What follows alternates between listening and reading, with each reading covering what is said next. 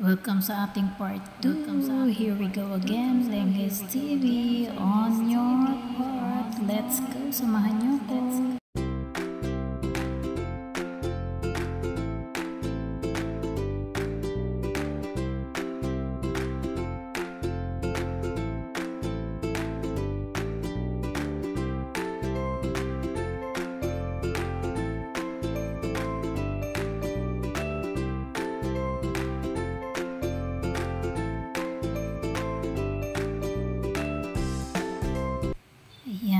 Ito na kami guys. Pag nakita nyo yan, Holy Land dito, pagpasok nyo sa toll gate ng Subic. So, it's sure to say na nasa Subic na kayo. At dadaanan nyo na ang Cabyang Tunnel ng Subic Beach, Pampanga. Ayun. Ito yung pinaka-part na laging gusto namin na dadaanan. Tapos niloloko namin yung mga bata na, hala, quiet kayo kasi paglabas natin, meron dyan, makikita nyo malaking dinosaur. Kasi diba, kung nanonood kayo nung, hindi pala nanonood, kung napapanood nyo rin sa mga anak nyo, yung Jurassic Park na cartoons, parang ganyan nga rin. Paglabas mo ng tunnel, may mga makikita ka mga dinosaur, mga puno, gano'n. Kaya hindi naman tinakot, kumbaga sinabi lang namin na merong dinosaur paglabas nga ng tunnel doon na part. Wala lang, para lang sila, mabisi o hanapin nila yung dinosaur. Kasi sa totoo lang guys, naku, sa laging biyahe namin, ang kukulit. Ikaw ang may hilo sa kanila. Ikaw ang masusuka sa kakulitan nila kahit nasa sasakyan lang. Ayan, tapos ito na nga, diba, mga biyahe na kami. So, here we are sa ating resort. Sa ating resort, kala mo sa amin yung resort, Ayan, si partner ang nag-video dito. Hindi siya nagsasalita, diba? Naglalakad-lakad lang talaga siya. Ayan, kasi kami is nauna talaga lumabas ng kwarto dahil yung dalawa kong alaga is atat na talagang gusto mag-swimming. So, ayan, habang naghihintay kami dito sa loob ng pinaka-main lobby nila. So, ayan na si partner. Hop! Diba? Ang kukulit na talaga nila. Gusto na nilang lumabas. Ayan, naglakad-lakad muna. Hindi lakad-lakad. Dito talaga yung daan.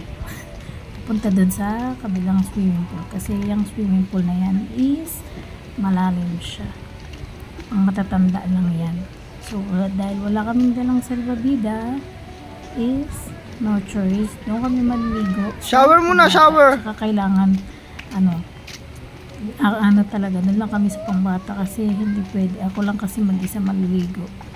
Ayaw ni partner maligo. So, shower muna! Yan. Tsaka init na init din kasi ako sa biyahe, kaya gusto kong maligo. Although naligo naman ako bago kami umalis, kaso yung biyahe nga namin sobrang init talaga. So ayan nga, habang nagbabanlaw kami is ayan, ayaw pa nila yung magbasa dyan. So partner, ikot-ikot na naman yung camera. Ganda dito, maaliwalas, mahangin, yun. Tsaka hindi ganun masyado yung tao.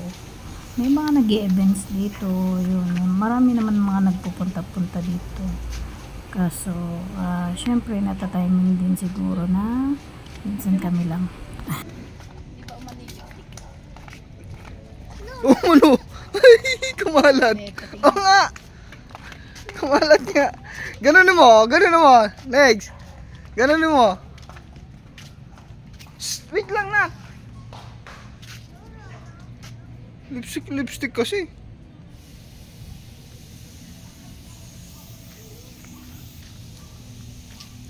Nak, wait lang, nak.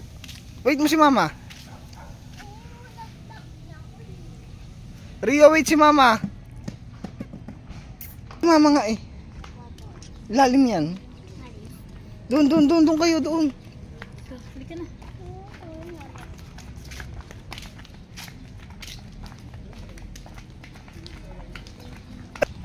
Tanggal slipper. Liam.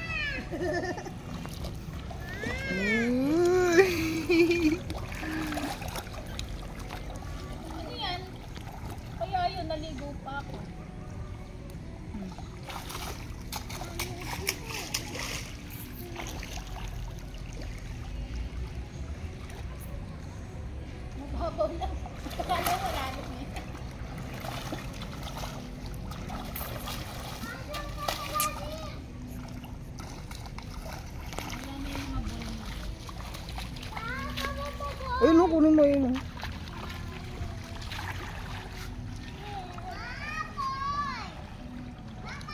Oh, kuha ni mama. Wait lang.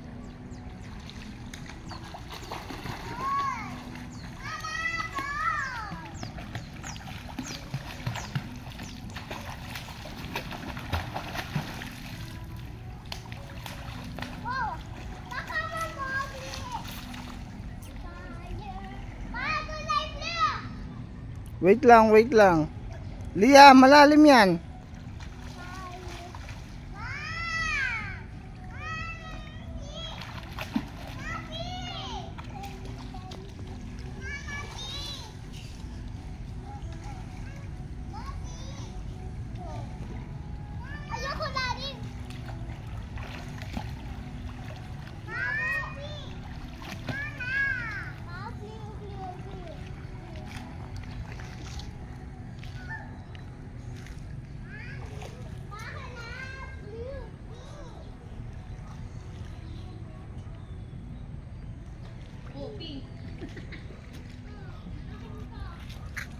Tignan mo nga kung abot ni Liam. Ha? May tulong po. Tignan mo. Liam, kami na nga dito. Abot mo dito. Try mo lang, nak. Try mo. Try mo lang. Kunin mo. Kunin mo siya. Ayaw. The next day. Hello guys, good morning. Gising na kasi yung aking bunsoy. Ayan, tulog pa yung isa. So, ito yung ating room. Simple lang siya, maliit lang. Ayan, simple lang. So, di na ako naka-video kagabi.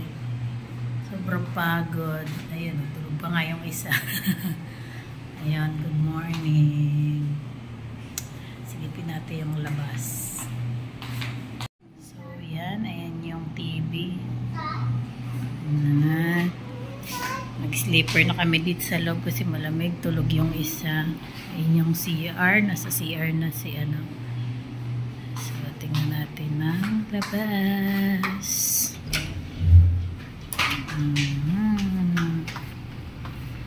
Ayan, good morning. Ayan, nandyan lang yan nakapark. Si Michi. Ayan, ayan yung labas. Good morning. Anong oras na ba?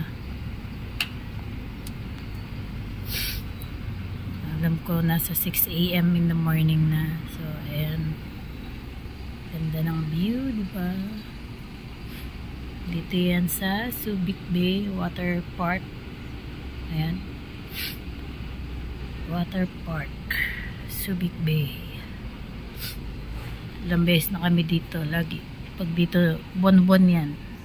Kasi buwan-buwan dito na-assign si partner. Minsan naman wala siyang destino dito. So, or minsan kasama yung boss niya.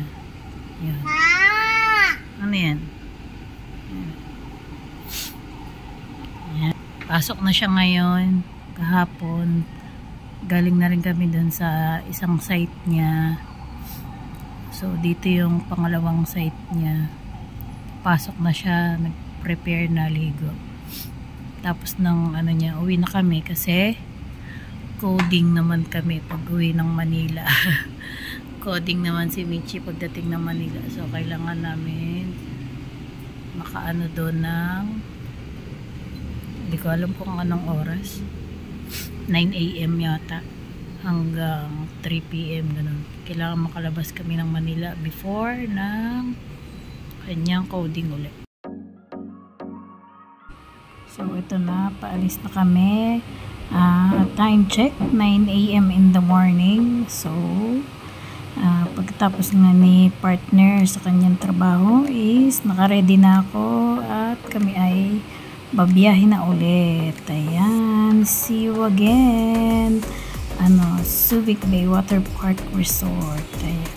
Maganda lang dito kasi medyo maganda rin ang hotel na matutulugan. Yan, paglabas nga namin, tinuro ko kay partner, sabi ko, dyan ako bumili ng almusal. Makamura ka talaga sa almusal. Kaysa kumain ka ng Jollibee. Tapos ito na nga, sabi ko nga, is magpapagas muna siya kasi kailangan niya ng gas dahil mahaba-haba ang biyahe, almost 3 hours. Yun, thank you Subic. 3 oras mahigit ang biyahe, palabas pa lang yun ng Subic.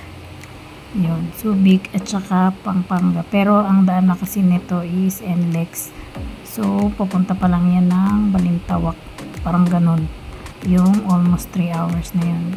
Iba pa yung biyahe na another 1 hour yan pagdating dun sa may paglabas ng exit.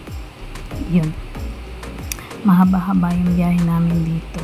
So ito nga na part, sabi ni partner may something na sa kalsada kaya medyo traffic siya nung pauwi. So sa lahat ng mga babiyahe dyan guys, at lalo na sa panahon nga ngayon itag-ulan, is ingat-ingat talaga tayo. Lalo na yan si partner, sinasabihan ko talaga yan siya na dahan-dahan sa kalsada dahil nga madulas. Sabi ko kailangan magdahan-dahan. Ayan nga kasi yung sasakyan guys, no, talagang dinisplay pa nila dyan para makita talaga. Diyos ko Lord, nakakatakot. Ayan, in-slow mo ko nga kasi para makita nyo rin kung ano nangyari dun sa may sasakyan. Yun, ingat-ingat na lang sa ating mga biyahe everyone. Ayan, kami ay pauwi na sa muli pagkikita natin sa mga mata sa ating mata sa mata. Ayun, hanggang dito na lang ulit ang aking vlog na ito, and see you around. Maraming salamat sa inyong mga suporta, sa mga hindi pa naka-like, share, subscribe sa aking YouTube channel. Alam nyo na, suportahan lang tayo guys, at subscribe na. Ingat kayo guys.